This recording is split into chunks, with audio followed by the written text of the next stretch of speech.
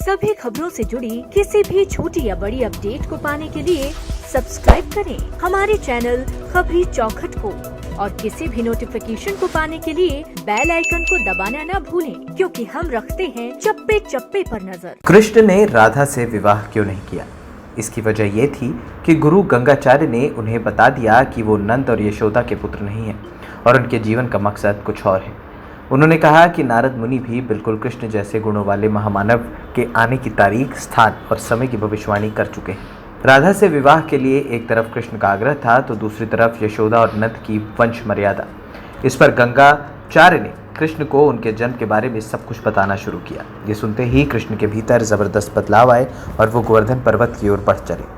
इसके बाद गंगाचार्य ने कृष्ण को नारद द्वारा उनके बारे में की गई भविष्यवाणी के बारे में बताया। पहली बार उन्होंने कृष्ण के साथ ये राज साझा किया कि वो नंद और यशोदा के पुत्र नहीं हैं। कृष्ण को पता था कि अब उन्हें वहां से विदा लेना है। जाने से पहले उन्होंने एक रास का आयोजन किया। कृष्ण बचपन से नंद और यशोदा के साथ रह रहे थे। अचानक उन्हें बताया गया कि वो उनके पुत्र नहीं हैं। ये सुनते ही वो वहीं उठ खड़े हुए और अपने अंदर एक बहुत बड़े रूपांतरण से होकर गुजरे। अचानक कृष्ण को महसूस हुआ कि हमेशा से कुछ ऐसा था जो उन्हें अंदर ही अंदर झकझोरता था, लेकिन वो इतने उत्तेजक भावों को दिमाग से निकाल देते थे और जीवन के साथ आगे बढ़ जाते थे। जैसे ही गंगाचार्य ने ये राज कृष्ण को बताया, उनके भीतर न जाने कैसे कैसे भाव आने लगे। उन्होंने गुरु से विनती की, कृपया मुझे कुछ और बताइए। गंगाचार्य कहने लगे, नारद ने तुम्हें पूरी तरीके से पहचान लिया है। तुमने सभी गुणों को दिखा दिया है। तुम्हारे जो लक्षण हैं वो इस ओर इशारा करते हैं कि तुम वही मनुष्य हो जिसके बारे में बहुत से ऋषि मुनि बात करते रहे हैं। नारद ने हर चीज़ की तारीख, समय और स्थान तय कर दिया था कि तुम उन सब पर खरे उतर रहे हो।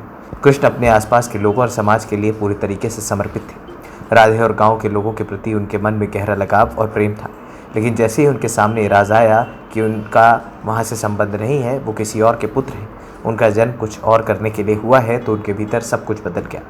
ये सब बातें उनके भीतर इतने ज़बरदस्त तरीके से समाई कि वो चुपचाप उठे और धीमे कदमों से गोवर्धन पर्वत की ओर चल पड़े। वो इतने ज़्यादा भाव विभोर और आनंदमय हो गए कि अपने आसपास की हर चीज़ से वो बेफिक्र हो गई।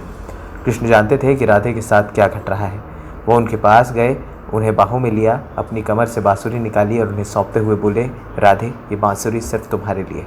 पर्वत की सबसे ऊंची चोटी तक पहुंचे और वहां खड़े होकर आकाश की ओर देखने लगे। सूर्य अस्त हो रहा था और वो अस्त हो रहे सूर्य को देख रहे थे। अचानक उन्हें ऐसा लगा जैसे एक ज़बरदस्त शक्ति उनके भीतर समा रही है। यहीं से उनके अंदर ज्ञानोदय हुआ और उस पल में उन्हें अपना असली मकसद याद आ गया।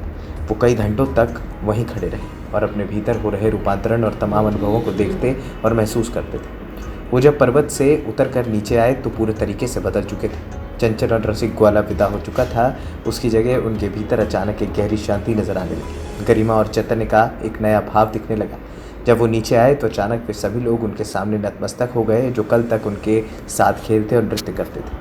उन्होंने कुछ नहीं किया था, वो बस पर्वत पर गए, वहाँ कुछ घंटों के लिए खड़े रहे और फिर नीचे आ गए। इसके बाद जो भी उन्हें देखता वो सहज ही बिना कुछ सोचे समझे उनके सामने नतमस्तक हो जाता। कृष्ण को पता था कि अब उन्हें वहाँ से विदा लेना है। जाने से पहले उन्होंने एक रास का आयोजन किया। जाने से पहले वो अपने उन लोगों के साथ एक बार और मित्र कर लेना चाहते थे। वो जब पर्वत से उतरकर नीचे आए तो पूरे तरीके से बदल चुके थे। चंचल और रसिक ग्वाला पूरे तरीके से छोड़ चुके थे। उन्होंने जमकर गाया, नृत्य किया। हर किसी को पता था कि वो जा रहे हैं, लेकिन राधे थीं कि भीतर ही भीतर परम आनंद के एक ज़बरदस्त उन्माद से सराबोर थी और भावनाओं की सामान्य हदों से कहीं आगे निकल गई थी।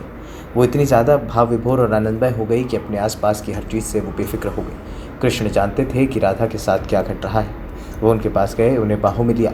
अपने कमर से उन्होंने बांसुरी निकाल कर कहा कि राधे, अब मेरे जाने का समय हो गया है। खबरी चौखट की रिपोर्ट।